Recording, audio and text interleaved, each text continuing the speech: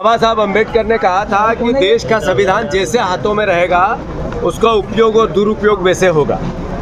जब से देश का संविधान नरेंद्र मोदी जी के हाथों में आया है, 600 से ज़्यादा जनप्रतिनिधियों की मंडी लगी भारतवर्ष में। जब से देश का संविधान मोदी जी के हाथ में आया तो 20% लोगों के पास देश की 80% संपत्ति पहुंच गई। जैसे देश का संविधान नरेंद्र मोदी जी के हाथों में आया, इस देश में जो आरक्षण है उस पर बहस होने लगी, संविधान की रक्षा की बहस होने लगी। मीडिया जो लोकतंत्र का चौथा स्तंभ है, सबसे मजबूत, जिसका सम्मान सबसे सर्वोपरि है, उसको भी गोदी मीडिया और मोदी मीडिया से एक तरह से उसके लिए भाषा बोली जाने लगी। इस देश में चुनाव आयोग को तोता और कोर्ट पर के फैसलों पर भी सवाल उठने लगे।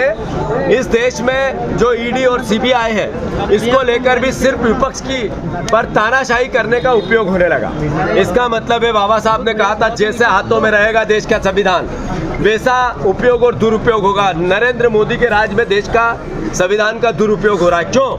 इसलिए कि देश दुनिया का सबसे बड़ा बेरोजगार देश बन गया। जैसा हमारे यूथ कांग्रेस के राष्ट्रीय अध्यक्ष जी ने जिक्र किया इनके भाषण में कि एक अडानी जिसने देश में पावर उद्योग को लेकर घोषणा की कि मैं 20,000 करोड़ इन्वेस्ट करूंगा, और उस घोषणा के बिहाफ पर अलग अलग राज्यों में रिश्वत देकर ठेके ले लिए, जम्मू कश्मीर में भी लिया।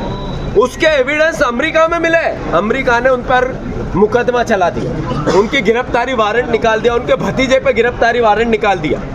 पर जिस देश में वहाँ इसलिए कि वह बॉन्ड बेचे थे और उस बॉन्ड से पैसा इकट्ठा किया था, पर यहाँ जो कॉन्ट्रैक्ट किया था 4 रुपए की बिजली 8 रुपए में अडानी जी से खरीदी गई राज्य सरकारों ने, और उसका भार सीधा जनता पे आया। पर यहाँ मुकदमा अडानी पे नहीं चलेगा। ये देश के संविधान की अवहेलना नहीं है तो क्या है? इसको कमजोर करने की एक आर्थिक रूप से मोदी दोस्तों के लिए अलग संविधान और एक आम आदमी और गरीब के लिए अलग संविधान। इसका मतलब है कि देश का संविधान खतरे में है और इसको बनाने और बचाने की जिम्मेवारी एक एक देश के नागरिक की है, एक एक कांग्रेस जन की है। हमारी पार्टी ने देश के संविधान को बनाया है। बाबा साहब अम्बेडकर के संविधान की रक्षा करने का आज की पीढ़ी का दायित्व है, हमारा दायित्व है। खून के अंतिम बूंद तक राहुल गांधी जी के नेतृत्व में देश के संविधान की रक्षा के लिए हर कांग्रेस जन, युवा कांग्रेस जन कोई कोर कसर बाकी नहीं छोड़ेगा।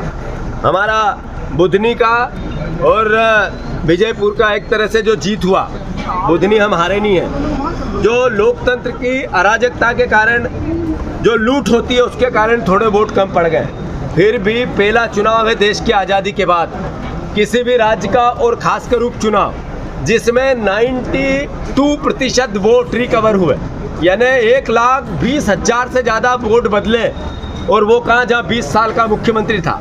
इसका मतलब है प्रदेश के लोगों में बदलाव की बाहर आ गई है। जो इनने वादे किए थे, 5 गारंटी दी थी, मोदी गारंटी मध्य प्रदेश की सरकार पूरी करे, मैसेज है बुधनी और विजयपुर की जनता का।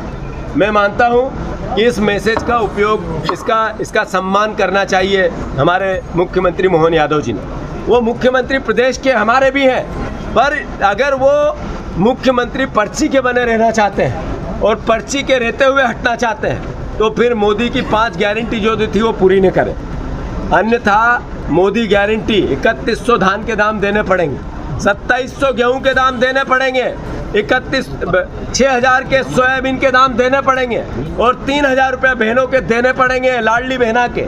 नहीं दोगे तो कांग्रेस का एक एक जन सड़क पे रहेगा कि नहीं रहेगा? भारत माता की जय।